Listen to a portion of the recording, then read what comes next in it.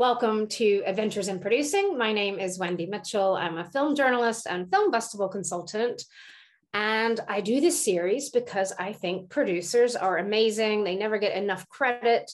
We don't ever hear quite enough about what they actually do. So today's guest is Katie Hawley, who is the owner and MD of Blinder Films in Ireland. She has many, many credits, including Citadel, The Pervert's Guide to Ideology, A Dog Called Money, Grace Jones, Bloodlight and Bami. That's one of my personal faves. Vita Virginia, Love and Friendship by Whit Stillman, French Exit by Azazel Jacobs. She's worked as an EP on Boys from County Hell. She has done EAVA Inside Pictures, Producers on the Move. She was a founding member of WIFT Ireland. She has all the Us. She's a member of IFTA, the Irish Academy, BAFTA, BIFA, and IFA, the European Academy. And she also started something called Ex-Pollinator, which is an initiative for female creative talent. So hopefully we'll hear more about that too. So welcome, Katie. And can we start just, how did you decide to be a producer? Why did you, instead of maybe working as a director or writer or working in distribution or something, how did you fall into it or go for it? Well, I think it's funny, because growing up, I never even necessarily had a big sense, in Ireland of a film career being a thing or being possible or accessible. I didn't know anyone really that worked in the industry, but I always knew I wanted to do something in a creative sphere. So whether that was kind of publishing or in music or writing potentially or journalism, that was certainly a goal. And I studied English in college, not really knowing where that would take me, but it was an amazing experience. And it was 4 years in Trinity with like lots of brilliant people and lots of thought-provoking things. But I came out of it still not really knowing. And actually it was a friend of mine who was doing a course in film production. And she was like, because I always loved movies. She was like, this is the master's I'm going to do. And I kind of looked into it, but was too late. And so I applied for another master's in film, which was in UCD. It was a master's in film studies.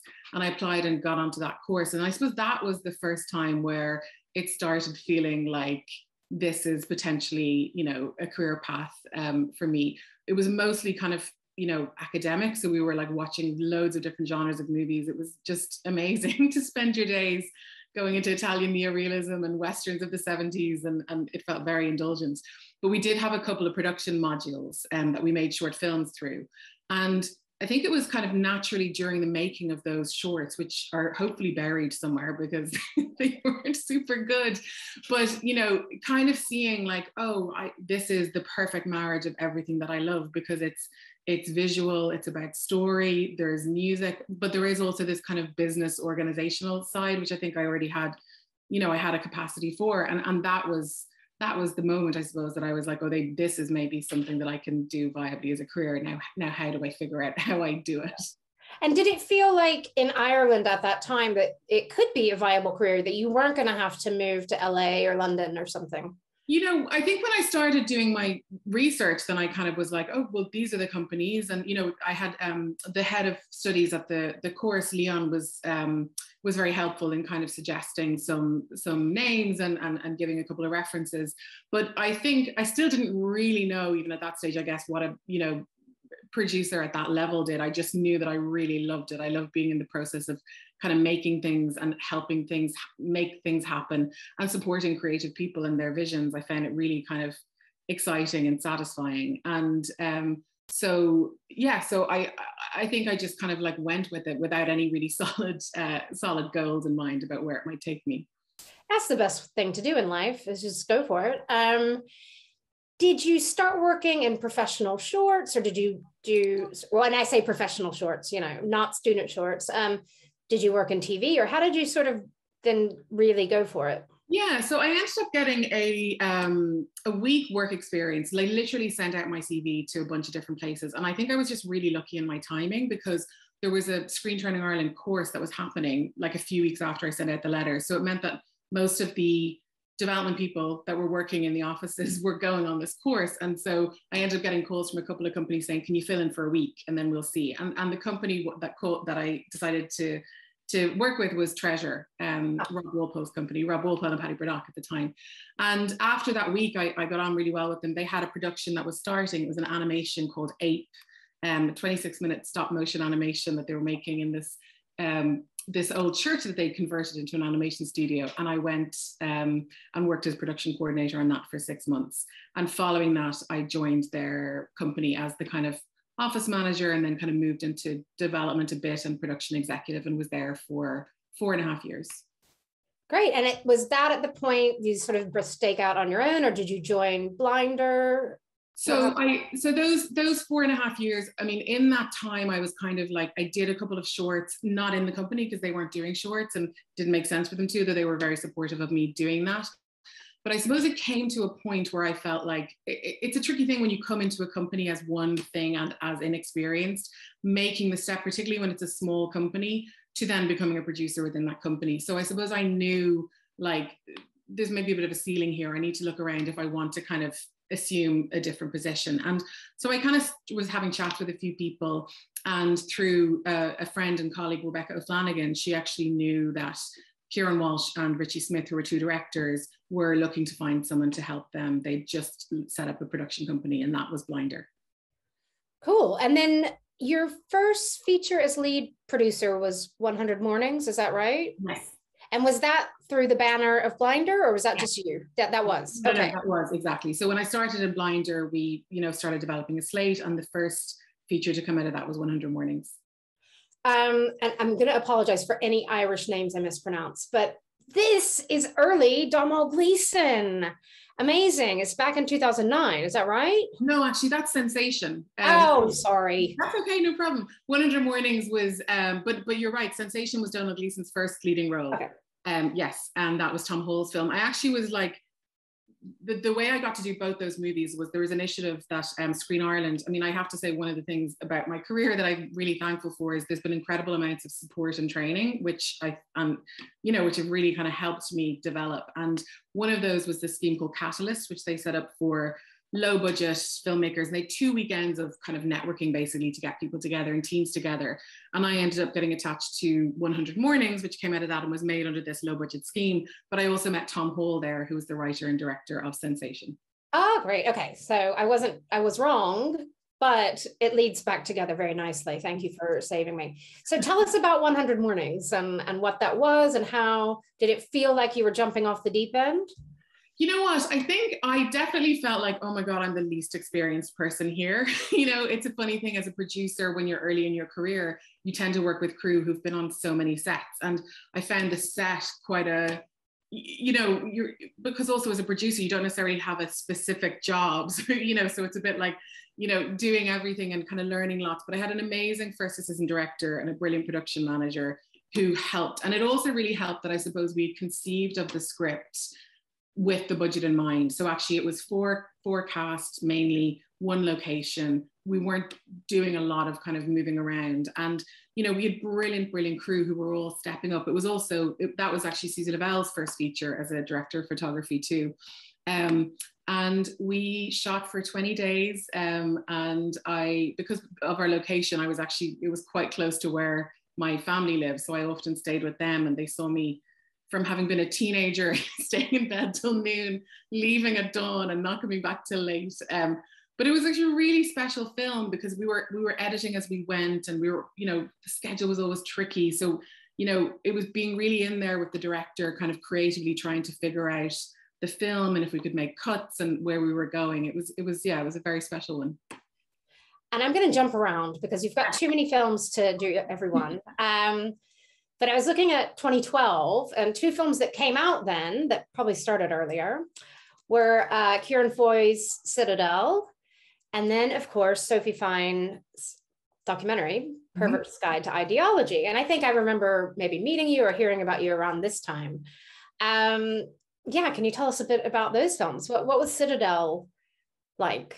Yeah, so Citadel, it's a genre film, but it's a psychological genre film that was very much inspired by Ciaran Foy, who's the writer and director's experience of agoraphobia. He was quite badly bullied and when he was kind of growing up, and he, I suppose, channeled all his experiences into this film. And it was yeah, it was another experience making that film, because we did it as a co-production. We partnered with Stigma Films, shot mostly in Glasgow. You know, it's supposed to be this, you know, alienating locations and rough looking streets. And it happened that the Glasgow had the worst weather it had had in I don't know how many years. So it was like freezing cold and then covered with snow. And I remember getting a call from the director going, it looks really pretty everywhere, you know, and also, but it also meant that, you know, wanting actors to kind of run across fields, it was really unsafe. So we had to do a lot of kind of rethinking on the fly. And it was a challenging one. It was 6-day weeks. It was the only time I've done that, and kind of vowed never to do it again, because I think it's so hard for everyone on the crew, you know. So you vowed never to do 6-day weeks again, or not? Yeah. Vowed never to do 6-day weeks again, because I just find like when you literally only had one day off, you don't have time. And it's it was kind of necessary, I suppose, for the budget, but it was a good learning to go, you know, this is not probably the healthiest way or the most. Yeah, because we also know that one day is probably not off. You're planning for the, you know, the next day of shoot. Yeah. So, but the film did really well. You know, it premiered at South by Southwest. It is an Aaron Bernard and Wunmi Masaku and James Cosmo, so a terrific cast. And it won the audience award there, like I said. And I remember when we sold that film, I was like, that was the first time that I kind of felt like, well, this is like a business too. you know, it was just like, this is, you know, we were getting all these offers, like a lot of different people wanted to buy the film. And so it was kind of an exciting time. I'm going to ask a really rude question now. So yeah, you realize it could be a business, and the film sold. Did you personally, Katie Hawley, make money on that film? Did you make enough money that would have been like a nice day rate if you added up all the days you worked on it? We ultimately, yeah, because we ended up seeing some of the recoupment, because I think we'd made the budget, and that's something that I've done a few times in my career, because we made the film for a really keen price. And we didn't pay ourselves much up front. You know, there wasn't much up front. It was very tight. We were trying as much as possible to put it on screen. But that did mean that we kind of did quite well, I think, out of the recoupment. So we were all able to see something more, which was good. Amazing. And you might not have been a millionaire, but you made some money. And this is the dream for many independent producers.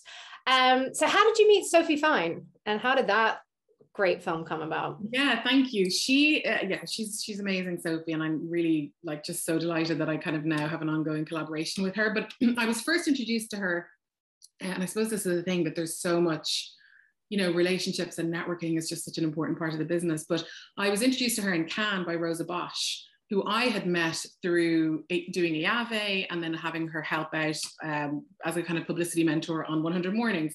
And so she introduced me to Sophie in Cannes one year. Sophie was there with her film Over Your City's Grass Will Grow. And she loves Ireland. Actually, Sophie had spent a few years in Ireland growing up, and has worked here as well. She collaborated with Perry Ogden.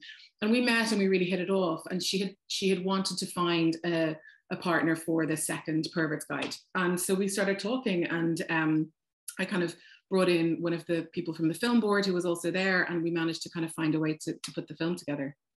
And yeah, what did you need with the Irish Film Board at the time, which is Screen Ireland now, I guess?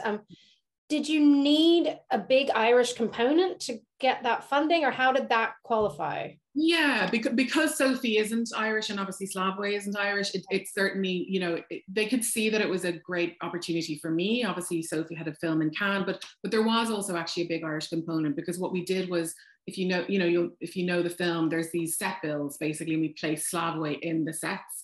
And so that was kind of a unique opportunity as well in terms of production design and construction. So we had Ardmore Studios for, I think it was 2 weeks, and we built bits of sets from Titanic and Clockwork Orange, and, you know, the headmistress's office from The Sound of Music. And we filmed all that in Dublin. Ah, okay. See, I didn't know that part. Yeah. I'm going through maybe chronologically, not just with Sophie's career, because that would be another way to navigate. But The Queen of Ireland is it's a smaller documentary, but it's something special to you. And yeah, maybe tell us more about that. And also just why you like doing both fiction and doc. Yeah, I think that there's, I think I have eclectic tastes. You know, it's always something that I wrestle with in terms of the company. I'm like, do we need to be more focused in terms of what we do? Is that going to be better for us you know, for in terms of financing and stuff, but then always it's like there's some exceptional thing that I'll want to do, even if it doesn't necessarily make sense. But the Queen of Ireland is a really special one. I think Rory O'Neill, who in drag name Panty Bliss, is just an incredibly inspirational person in Ireland. And we also, it's Conor who had done 100 Mornings, Conor Horgan, the same director, and he is also a brilliant photographer and had worked a lot with Rory. And we just felt there was a brilliant story there. And actually, it kind of ended up lining up with the timing around the referendum for marriage equality in Ireland. So it meant that part of when we were filming was all around the vote, and Panty was kind of very involved in campaigning around that. And a week after the yes vote, we had taken Rory back home, and Panty did a show in his hometown, Ballinrobe in County Mayo, which is a really small town. And just that was, you know, that was an incredible thing to be a part of, to put on, to have him experience. And I think it was a really, special film. I'm going to jump to another special one because this might be similar, just another passionate, smaller documentary, which is we've got a mutual friend called Sinead O'Shea, who my husband knows from her journalism work. And she's an amazing journalist. And she made a documentary called A Mother Brings Her Son to Be Shot, which does what it says on the title. It's just absolutely amazing. And how did you get involved in that? Did you know Sinead already? Yeah, I mean, I've been friends with Sinead since college, and so actually, funnily enough, she's the person who was doing the masters in DIT in production, that kind of inspired me. So I definitely owe a lot to her. But yeah, she's a really good friend, and so I was aware of the project for a while. I just thought it was such a compelling, incredible story, and she, I suppose, was just. She's very much the person who kind of put the whole thing together and creatively led it. So I just don't want to ever take any of that credit. But I suppose what I did was help her go, let's get this finance plan. So it constructed in such a way where we can get the finance and get it closed and get you to get on with make your film. I feel like that was really my part in it for her, because I think she knew she had this great material, but it was just not being able to actually kind of get it like greenlit effectively. And that was what I helped with. Very special film. Grace Jones. Oh my gosh, this film is just incredible. And yeah, I think I was working at British Council at the time trying to help. Is it a UK co-pro? I'm forgetting. Yes. Okay. It is, because Sophie's company's in the UK. Yes. Okay. Have you hung out with Grace Jones? You know, tell us what you can. Also, just the challenges of making that film, because it's partly performance. It's partly, you know, fly on the walls, partly interviews. It's an amazing piece of work. Were you a Grace Jones fan? I was a Grace Jones fan, yes, and still am. So I guess I came out of it okay. But no, it's funny, when I met Sophie first, she had kind of mentioned, you know, that she had this other kind of film that was more long gestating, and I was just like, I better do a good job because I have to find a way to work on that film. I mean, I'm a big music fan, but so. Yeah, that was a, you know, we had great partners on it. And the most, I suppose, thrilling part was, and this is one thing I love about the job and it being so eclectic, is that I also became a concert promoter, because Sophie had been filming with Grace. Grace would like put her on her rider and she would go around and film. So she had this incredible footage, really intimate footage, both from her on tour and back home in Jamaica over about 6 years, I would say. But we knew that we needed to have this really high-end, high-quality performance element that would showcase Grace, you know, to combine with that to make the film that Sophie wanted to make. And so that's what we did. That's what we did in Ireland. We put it on in the Olympia Theatre for 2 nights. We, you know, constructed a big, shiny black floor and a catwalk out into the audience, and these amazing light boxes that kind of moved up and down. And it was just the most incredible challenge and experience. And yes, there was the day after we finished shooting, myself, Sophie, and Grace had a day sitting on her great 4-poster bed in the hotel. We put her up in drinking a bottle of Cristal, which was amazing. And I got to go to Jamaica because we had to show her the film. So we went over there to show her the film, and that was also incredible. Hanging out in Jamaica with Grace Jones. That's one of the days that we're producing is you're glad you chose this career. Usually. There are some days that are less glamorous, I'm sure. That is amazing. I want to go back in time and go to that concert. Incredible. Yeah.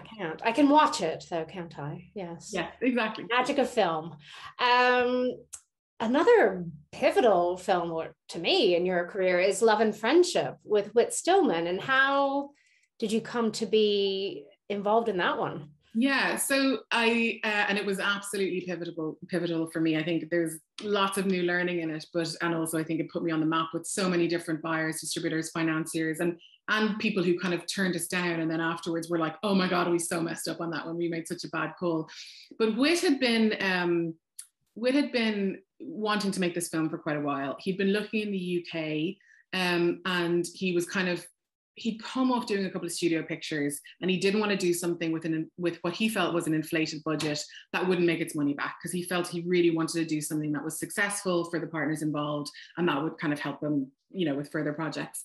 And his daughter actually had studied in Trinity, so he was aware of Dublin, and I think he had contacted the film commissioner and said that he had this film, and he came to Galway 1 year and was introduced to a few different producers. And I think he was canny enough in that he met me and was like, okay, she seems smart, but she's inexperienced. Like, I'll get her for a good price, and I know she'll work really hard to do this well. I honestly think that was probably part of his reckoning, his reasoning. But so we kind of started, working on putting it together, and I ended up, as the lead producer, constructing it as a 3-way co-production with France and the Netherlands, and brought in partners and funding from there.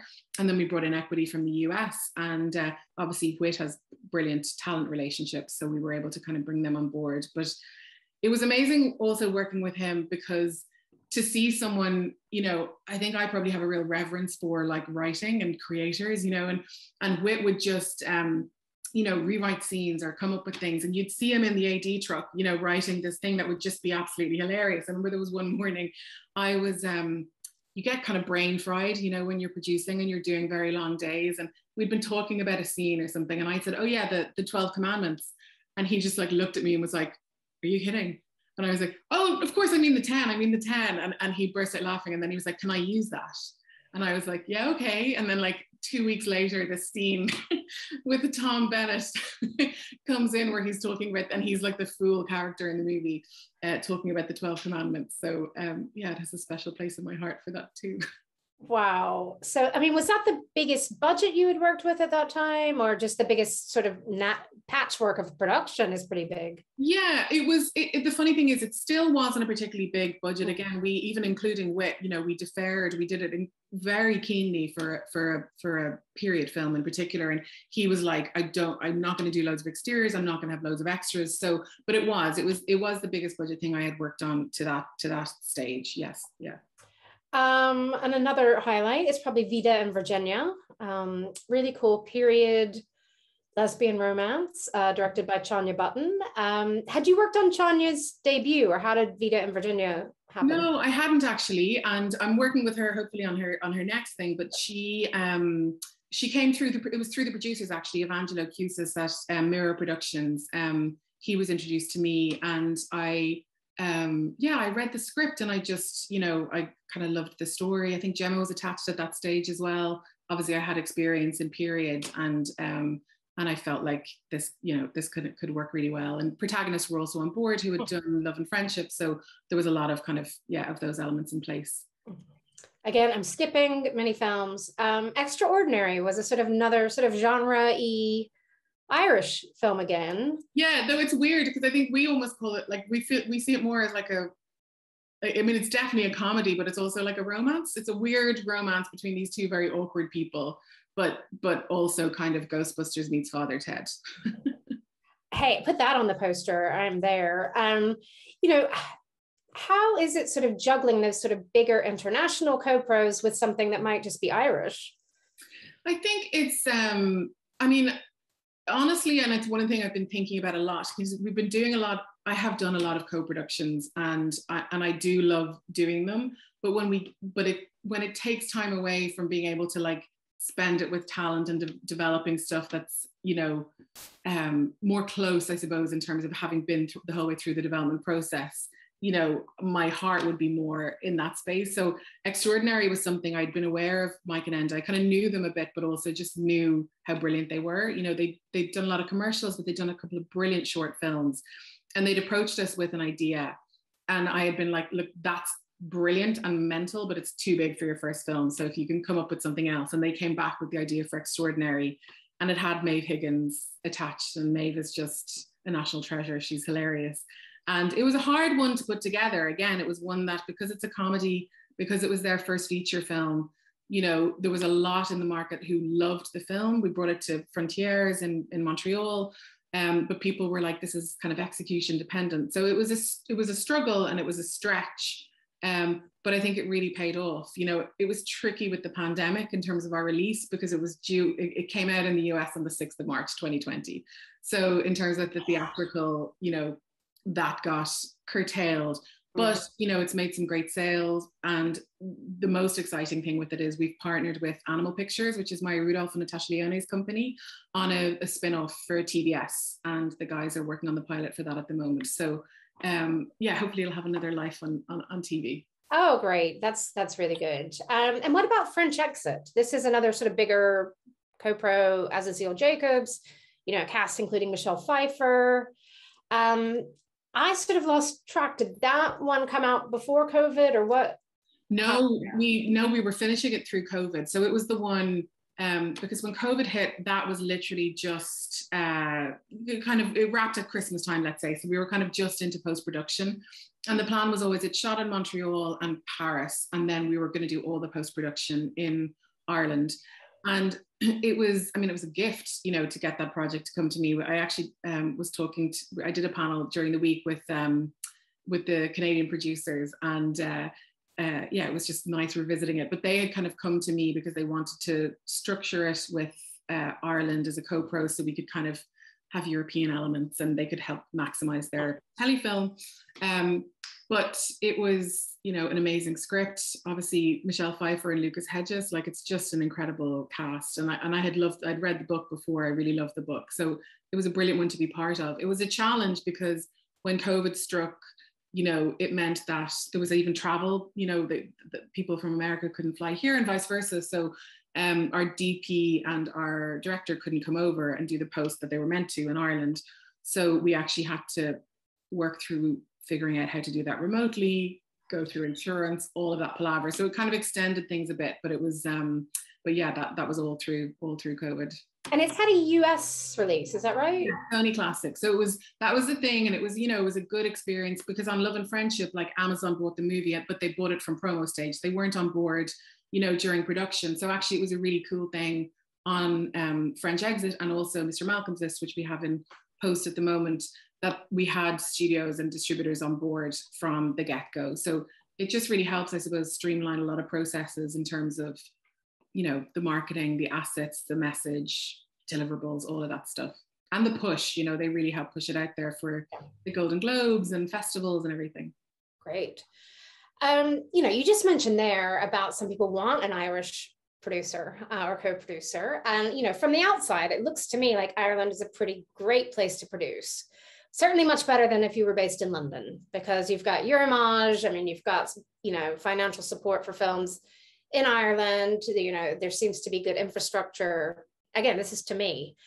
Does it feel that good there? Are there challenges also? Yeah. No, I mean, I think on balance, generally, I think it feels really good. You know, I think there's been huge amounts of activity. There's been, you know, a few really substantial incoming productions in the last couple of years, like Foundation, The Last Duel, Cocaine Bear, I think just wrapped recently, you know, so there's been things that you wouldn't even necessarily think might shoot in Ireland. And it's been brilliant for crew and for the industry, and, you know, for the wider industry. I think one of the issues similar to what's happening in the UK, though I think not as acute, is there are then some crew areas where we really need to kind of try and build out our crews. You know, costs are rising, which is great for crews, but I think on the other hand, on the smaller local Irish productions, that can mean it can be harder to kind of, you know, get or make your film or put as much, you know, put as much in areas that you would want to. So I think there's some challenges there, but like the creativity, the crews here are just terrific, and you know, obviously amazing locations and brilliant support from government too. Cool. And now you are the owner of Blinder, is that right? I mean, do you want to tell us the status, and do you have other people working for you, or is it? Oh yeah, I do. Yeah. So it was literally just in the last year, and all very, you know, entirely amicable. But just in the last year, I became the sole owner, and I suppose in the way we're in a bit of a phase of, you know, thinking about how we communicate our kind of change or new aspirations, and then also growth. So at the moment, I have 4 staff. So there's 2 other producers. Producer Yvonne, who was our head of development for years, and she's wonderful and just back from maternity leave, so I'm so glad that she is back. And then Evan, who kind of started as my assistant and built up to production exec and is now producing, and then Julie, an office manager, who keeps everything together, and then a development executive as well, part-time. So that's the team at the moment. And so, yeah, what's coming up next? Is it Sunlight and Salamander and I don't know, I've just looked at IMDb, but you tell me what's coming up next. Yeah, so, well, something we are in the edit on is Sunlight. We actually have a test screening tonight, so that'll be the first time we get objective people viewing, but I think it's really special. It's a low budget first film directed by Claire Dix. It's her debut feature, written by Alva Kyogan, but I think it's, you know, I've seen a cut already, and I find it really, you know, happy, sad. You know, it's a story of friendship. It's a story of grief. I find it's really moving, I think, but it's also very funny. So I'm excited about that. And then we're kind of nail-bitingly, agonizingly waiting for answers on funding on a TV drama called The Gone, which we'd shoot in New Zealand, that we've been developing for a number of years. So we're hoping to get the green light at the end of this month on that. And similarly, The Salamander Lives Twice. We're close to closing our finance on that. It's a New Zealand director, Ant Timpson, and we will shoot the film in Ireland. And that hopefully is going to go in the new year as well, in March. Okay. And so with the TV series, if that goes, does that mean you're going to be spending part of next year in New Zealand? Yeah. I think myself and Yvonne, we're trying to figure out how we'll divvy it all up. But yes, certainly that would be the hope. Cool. I think there's some wrangles to like figure out, you know, in terms of like who can, you know, get in, because I think there's lack of places, but there's talk of all that changing. So hopefully things will ease up. Okay. Yeah, I hope it's a lot easier for a lot of us. And please tell us about Ex-Pollinator and why that was an idea that you thought was important, and if it's still going on. Yeah, it is still going on. So I think I've been on the board of Screen Ireland for a number of years, and I was one of the people who kind of been involved in the gender action plan that we wrote, and it was very much inspired by Waking the Feminists, which is a theatre group here. And so we did that, and it was interesting seeing resistance in different ways, and that change was happening, but in a way it was like gradual. And so I suppose I felt like, you know, if there was a way of trying to get more women into the industry and get them connected, because I know that those networks were so valuable for me, you know, like I said about the Catalyst program, bringing 2 films. So I kind of came up with an idea for Cross-Pollinator, and the idea was, particularly in the, you know, specifically in the first year, for female talent, writers, directors, it could be also male producers could apply. We had, I think, 140 people, either already working in the screen industries, or they could be from other disciplines, you know, whether it's comedy or theatre, whatever it might be. And we brought them together for 2 weekends of workshops. And, you know, it's been brilliant to see what has come out of that in terms of collaborations and productions. And, you know, the branch of Raising Film Ireland was established kind of as a result of having Hope Dixon Leach over to speak. And so since then, we've done a couple of other iterations. We're in the process, we're in the middle of our 3rd one, Elevator, at the moment. All our crew are getting ready for their pitches next week. And we hope that we can continue it and look at, I suppose, other underrepresented groups in kind of future iterations. Cool. And of course, I didn't say Ex-Pollinator just because I'm an idiot. I said that so people can Google it. Exactly. Thank you. Yeah, that's what we meant. Yeah. It can be both. Pronounce it Cross-Pollinator, but it looks like Ex-Pollinator. Exactly. I've learned something. So I have a couple of questions I ask everybody usually as we wrap up. What are your pet peeves on set? So I think it's funny. I had a kind of selfish one, which I'll say, and then I'll say the truer probably one is I certainly, I know that there when I went to French Exit to the set there, I was like, oh my God, producers are like, they have their space, they have their own monitor, they've got their seats in the front. And it's like, that's kind of how it should be, because, you know, you need to be able to like have that, you know, space where you can work, but also be really, you know, present. And very often on Irish sets, you know, and it might be because we were too low budget to like get another monitor and all the bits, but that was something that we just hadn't really established. So, but I think even with COVID, you know, having the remote things on your phone has really kind of changed how people can view it and access. But the bigger pet peeves, the real ones are, I think waste is a big thing. And I can't help thinking more and more, you know, we've been doing better work on sustainability as we go on with all our productions, but that's something that it's just such a massive, you know, not just waste, but what, you know, everything that goes into making a film. And I think that that's something that there needs to be, and there can be so much more improvement on. So that's a big pet peeve for me. And have you been making changes already on sort of what Blinder does? And yeah, it's not just about giving out a water bottle, is it? No, it's definitely not, you know. And like, it's funny, one of the biggest things, you know, we realized, because obviously travel, you know, there's things that you can do to mitigate there, but like going paperless, the amount of crazy, like even, you know, in continuity, you know, for hair and makeup, that they would like take all these pictures digitally, then print them out and put them in a folder, then deliver them to us. And so we've just cut out processes like that, for instance. So, and we are trying to do more in each department. Yeah. Good work. And my final question is always, and this is what we could talk for hours more about, what do you think people misunderstand about what a producer really does? And this could be, you know, your grandma, or this could be other people in the film industry. What do people not get?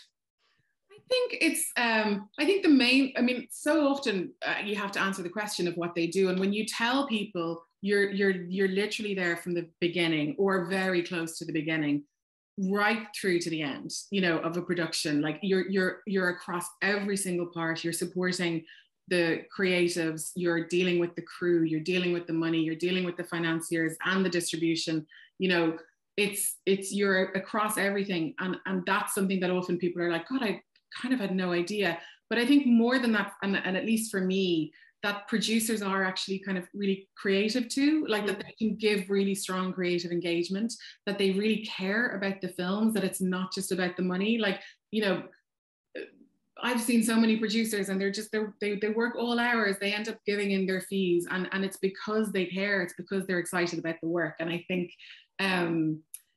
in some ways, you know, the fact of a lot of people taking producer credits when they're not necessarily the ones doing all that work, and instead they're kind of financing, has probably not helped in terms of that perception.